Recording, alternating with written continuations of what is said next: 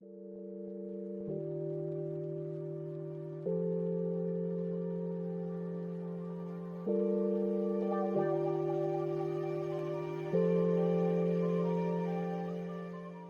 morning.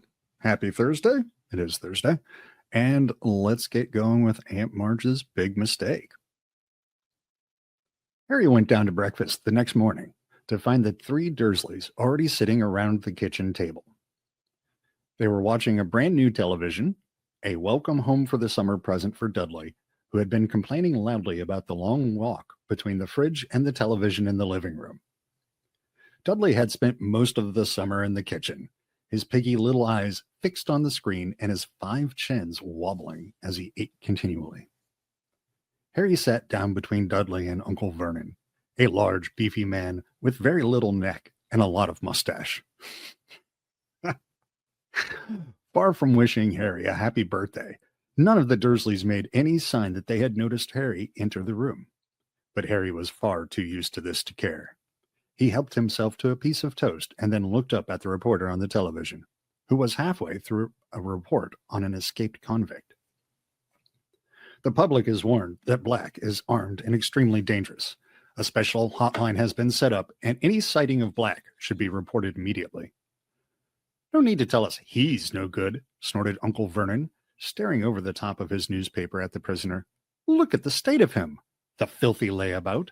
Look at his hair. Now, of course, the Dursleys are all about order and appearances. Good morning, Katie. Hi. He shot a nasty look sideways at Harry, whose untidy hair had always been a source of great annoyance to Uncle Vernon. The tidiness thing. Compared to the man on the television, however, whose gaunt face was surrounded by a matted, elbow-length tangle, Harry felt very well groomed indeed. The reporter had reappeared. The Ministry of Agriculture and Fisheries will announce today. Hang on, barked Uncle Vernon, staring furiously at the reporter. You didn't tell us where that maniac's escaped from. What use is that? Lunatic could be coming up the street right now.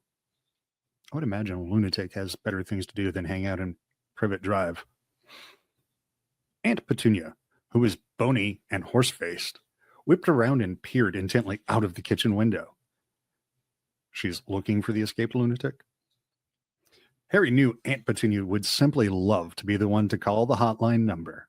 She was the nosiest woman in the world and spent most of her life spying on the boring, law-abiding neighbors.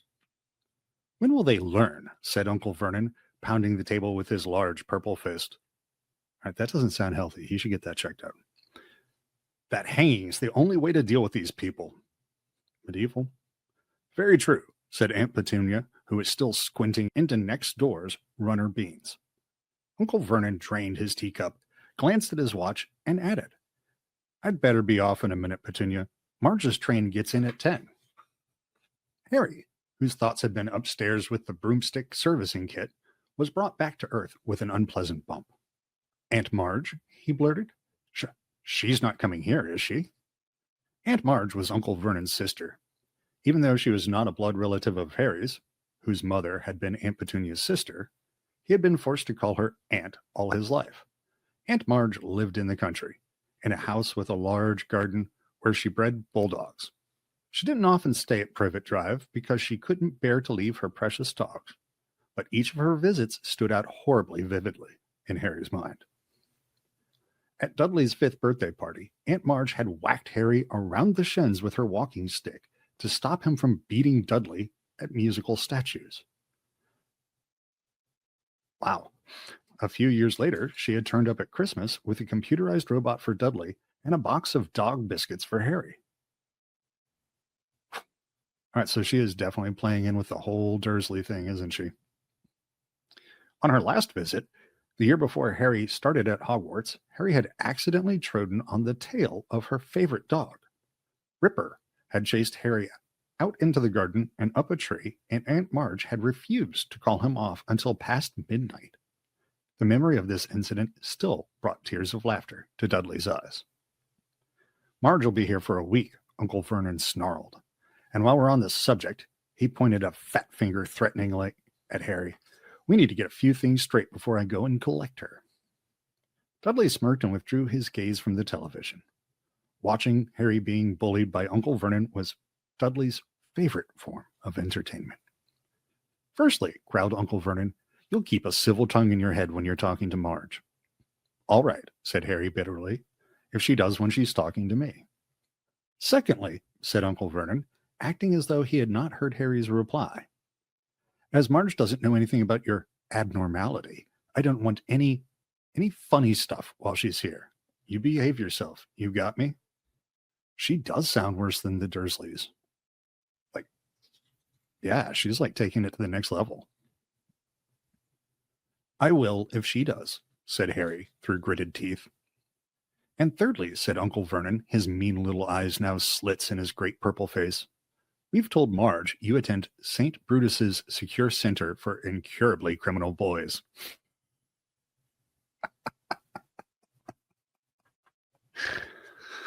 Well, I didn't know Harry was an ICB. What? Harry yelled. And you'll be sticking to that story, boy, or there'll be trouble, spat Uncle Vernon. Harry sat there, white-faced and furious, staring at Uncle Vernon, hardly able to believe it. Aunt Marge coming for a week-long visit?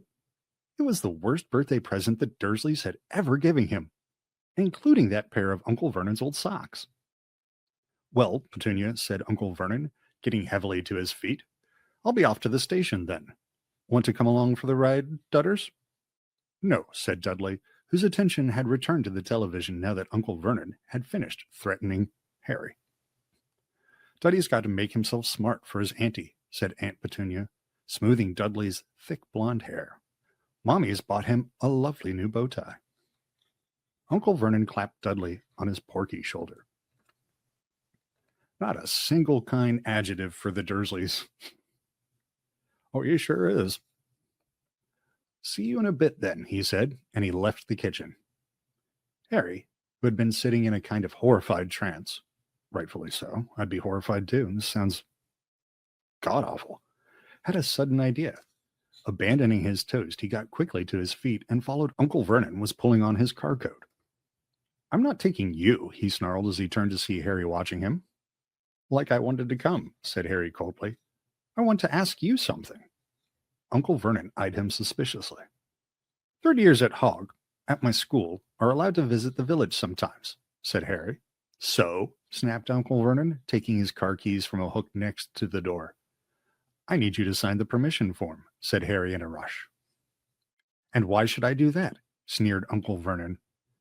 Well, we already know where Harry has some leverage. He can promise to be extra specially good for Aunt Marge. He could use that as a bargaining chip.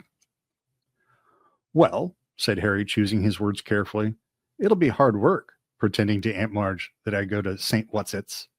St. Brutus's Secure Center for Incurably Criminal Boys, bellowed Uncle Vernon, and Harry was pleased to hear a definite note of panic in Uncle Vernon's voice. There's the leverage. Exactly, said Harry, looking calmly up into Uncle Vernon's large, purple face. It's a lot to remember. I'll have to make it sound convincing, won't I? What if I accidentally let something slip? You'll get the stuffing knocked out of you, won't you? Roared Uncle Vernon, advancing on Harry with his fist raised. But Harry stood his ground. Knocking the stuffing out of me won't make Aunt Marge forget what I could tell her, he said grimly. Uncle Vernon stopped, his fist still raised, his face an ugly puce. But if you sign my permission form, Harry went on quickly, I swear I'll remember where I'm supposed to go to school, and I'll act like a mug, like I'm normal and everything. Harry could tell that Uncle Vernon was thinking it over, even if his teeth were bared and a vein was throbbing in his temple. Blood pressure, it's the silent killer. He should get that checked out. Right, he said finally. Right, he snapped finally. I shall monitor your behavior carefully during Marge's visit. If, at the end of it, you've towed the line and kept to the story, I'll sign your ruddy form. He should get that signed in advance. He wheeled around, pulled open the front door, and slammed it so hard that one of the little panes of glass at the top fell out. Harry didn't return to the kitchen. He went back upstairs to his bedroom. If he was going to act like a real muggle, he'd better start now. Slowly and sadly, he gathered up all his presents and his birthday cards and hid them under the loose floorboard with his homework. Then he went over to Hedwig's cage. Errol seemed to have recovered. He and Hedwig were both asleep, heads under their wings. Harry sighed, then poked them both awake. No, incurably criminal boys? That can't be real.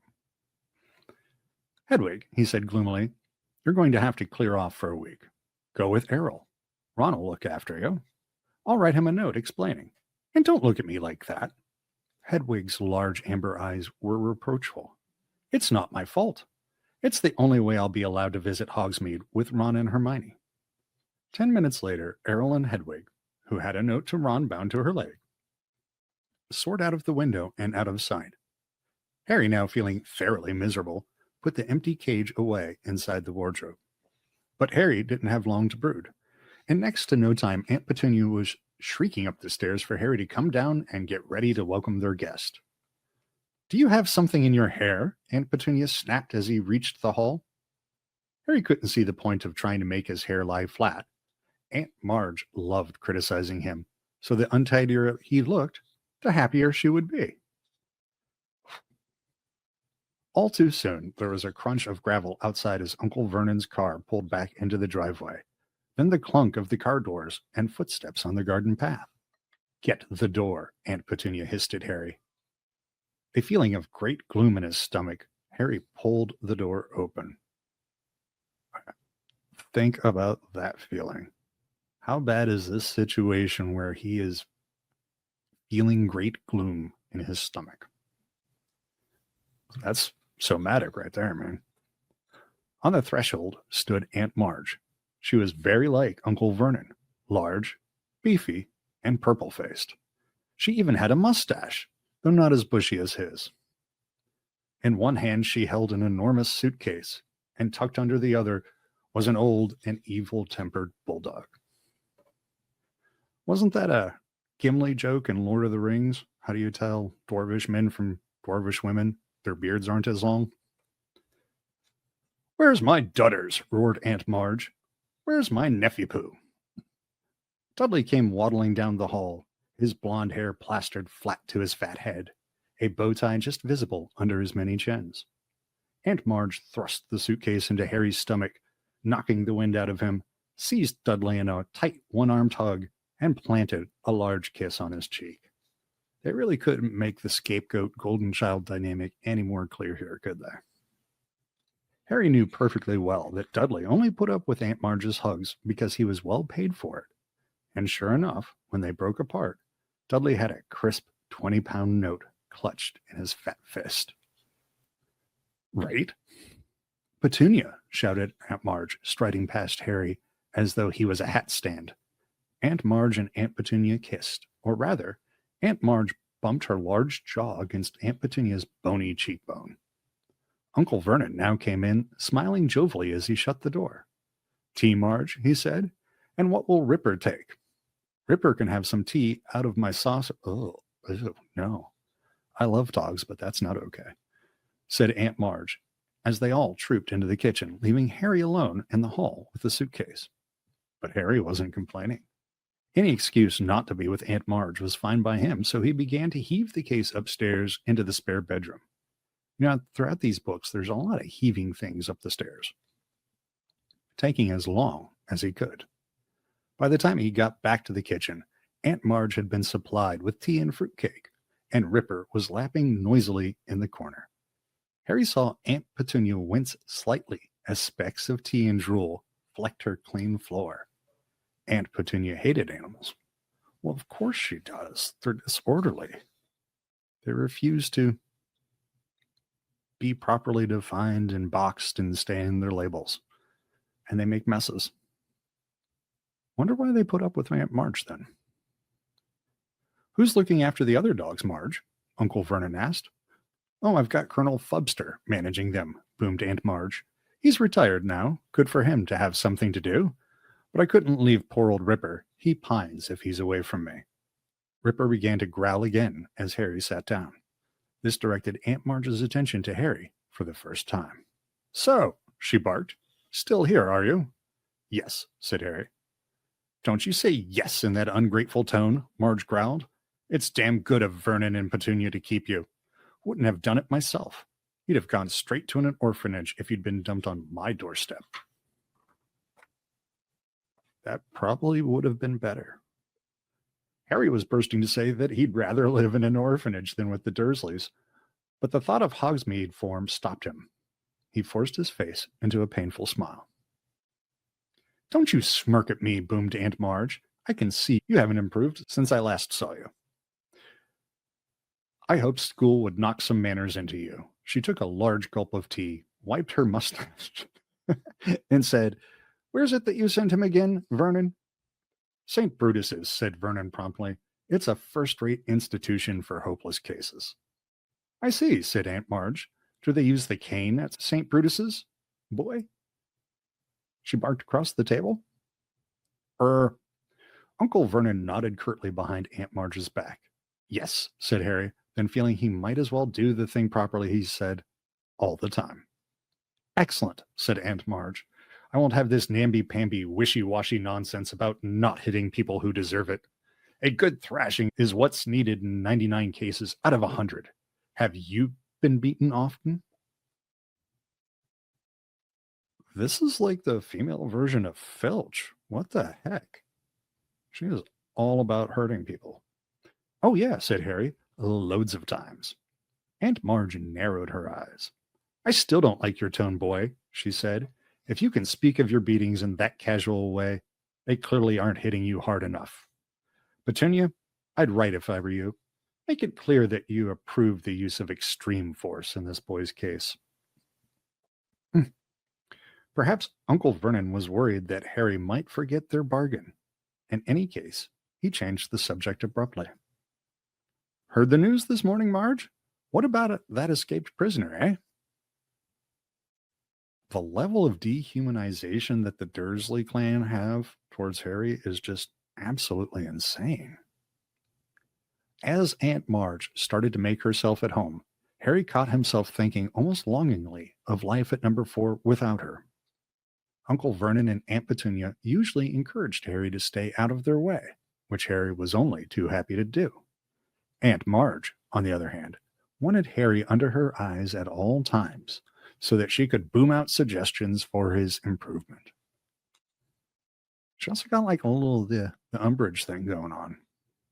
She delighted in comparing Harry with Dudley and took huge pleasure in buying Dudley expensive presents while glaring at Harry, as though daring him to ask why he hadn't got a present too. She also kept throwing out dark hints about what made Harry such an unsatisfactory person. You mustn't blame yourself for the way the boys turned out, Vernon, she said over lunch on the 3rd day. If there's something rotten on the inside, there's nothing anyone can do about it. Harry tried to concentrate on his food, but his hands shook, and his face was starting to burn with anger. Remember the form, he told himself. Think about Hogsmeade. Don't say anything. Don't rise. Aunt Marge reached for her glass of wine. It's one of the basic rules of breeding, she said. You see it all the time with dogs. If there's something wrong with the bitch, there'll be something wrong with the pup. All right, people are mammals, but people are not dogs. Yeah, it's got to be bad. At that moment, the wine glass Aunt Marge was holding exploded in her hand. Shards of glass flew in every direction, and Aunt Marge sputtered and blinked, her great ruddy face dripping. Marge, squealed Aunt Petunia. Marge, are you all right? Not to worry, grunted Aunt Marge, mopping her face with her napkin. Must have squeezed it too hard. Did the same thing at Colonel Flubster's the other day. No need to fuss, Petunia. I have a very firm grip. But Aunt Petunia and Uncle Vernon were both looking at Harry suspiciously, so he decided he'd better skip dessert and escape from the table as soon as he could.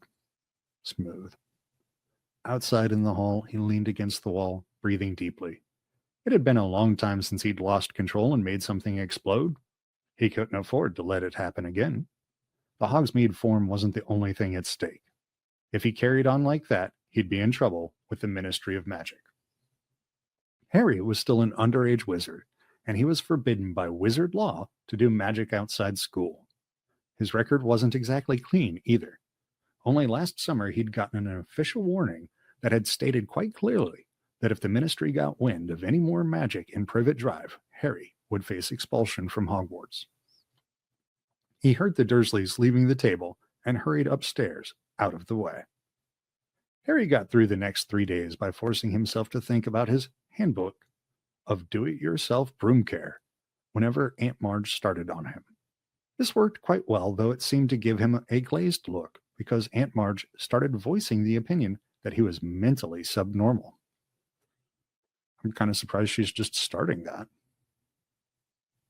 Well, I mean, Umbridge is definitely worse than Marge, and I only know the movie version. I assume that book Umbridge is even more worser. At long last, the final evening of Marge's stay arrived. Aunt Petunia cooked a fancy dinner, and Uncle Vernon uncorked several bottles of wine. They got all the way through the soup and the salmon without a single mention of Harry's faults.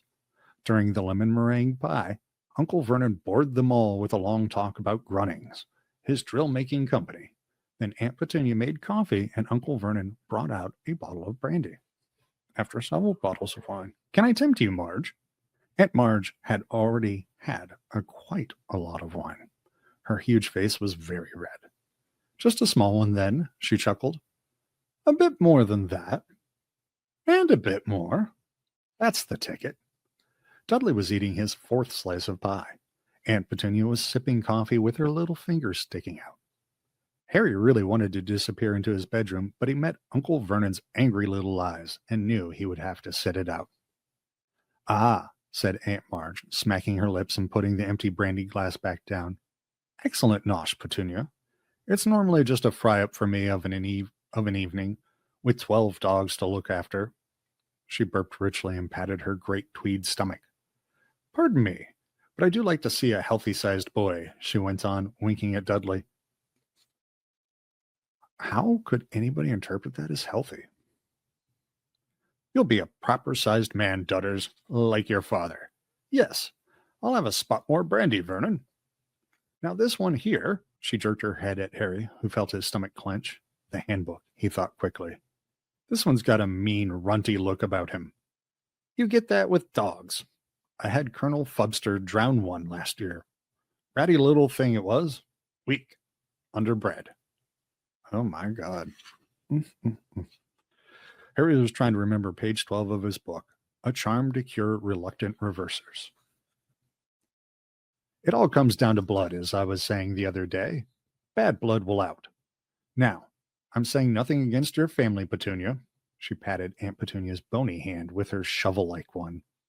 "But your sister was a bad egg. They turn up in the best families.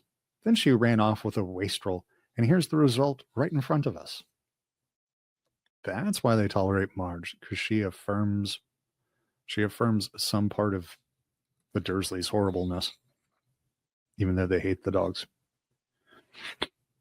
Harry was staring at his plate, a funny ringing in his ears. Oh, he's losing control. "Grasp your broom firmly by the tail," he thought, but he couldn't remember what came next. Aunt Marge's voice seemed to be boring into him like one of Uncle Vernon's drills. "This is Potter," said Aunt Marge loudly. Are we about to have a panic attack? "This Potter," said Aunt Marge loudly, seizing the brandy bottle and splashing more into her glass and over the tablecloth. "You never told me what he did." Uncle Vernon and Aunt Petunia were looking extremely tense. Dudley had even looked up from his pie to gape at his parents. "He didn't work," said Uncle Vernon with half a glance at Harry. "Unemployed." "As I expected," said Aunt Marge, taking a huge swig of brandy and wiping her chin on her sleeve. "A no-account, good-for-nothing, lazy scrounger who—" "He was not," said Harry suddenly. The table went very quiet. Well, there goes Hogsmeade. Harry was shaking all over. He had never felt so angry in his life. We snapped. "More brandy," yelled Uncle Vernon, who had gone very white. He emptied the bottle into Aunt Marge's glass. "You boy," he snarled at Harry, "go to bed. Go on." "No, Vernon," hiccuped Aunt Marge, holding up a hand, her tiny bloodshot eyes fixed on Harry's. "Go on, boy. Go on. Proud of your parents, are you? They go and get themselves in a car crash. Drunk, I expect." They didn't die in a car crash, said Harry, who found himself on his feet. They died in a car crash, you nasty little liar, and left you to be a burden on their decent, hard-working relatives, screamed Aunt Marge, swelling with fury. You are an insolent, ungrateful little... But why does Marge hate Harry so much? This I don't get. But Aunt Marge suddenly stopped speaking. For a moment, it looked as though words had failed her. She seemed to be swelling with inexpressible anger. But the swelling didn't stop. Her great red face started to expand, her tiny eyes bulged, and her mouth stretched too tightly for speech. Next second, several buttons had just burst from her tweed jacket and pinged off the walls. She was inflating like a monstrous balloon, her stomach bursting free of her tweed waistband, each of her fingers blowing up like a salami. If you haven't seen, what was it? The old 80s movie with Kurt Russell, Big Trouble in Little China. Reminds me of a scene from that. Marge yelled Aunt Vernon and Aunt Petunia together as Aunt Marge's whole body began to rise off her chair toward the ceiling. She was entirely round now, like a vast life buoy with piggy eyes, and her hands and feet stuck out weirdly as she drifted up into the air, making apoplectic popping noises. Ripper came skidding into the room, barking madly. No! Uncle Vernon seized one of Marge's feet and tried to pull her down again, but was almost lifted from the floor himself. A second later, Ripper leapt forward and sank his teeth into Uncle Vernon's leg. Yeah, Ripper's really useful, isn't he? Huh. Well, if you're ever in the mood for some light silliness that's definitely dated, give it a shot. Harry tore from the dining room before anyone could stop him, heading for the cupboard under the stairs.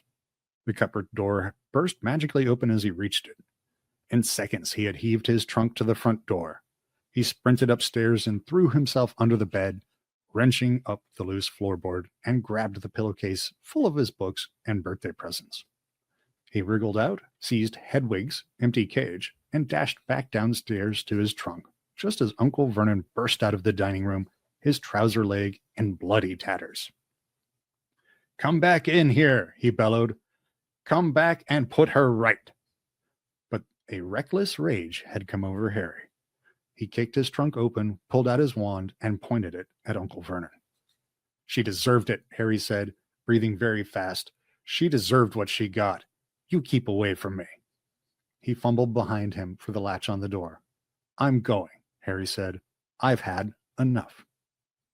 And in the next moment, he was out in the dark, quiet street, heaving his heavy trunk behind him, Hedwig's cage under his arm. And that brings us to the end of Chapter 2.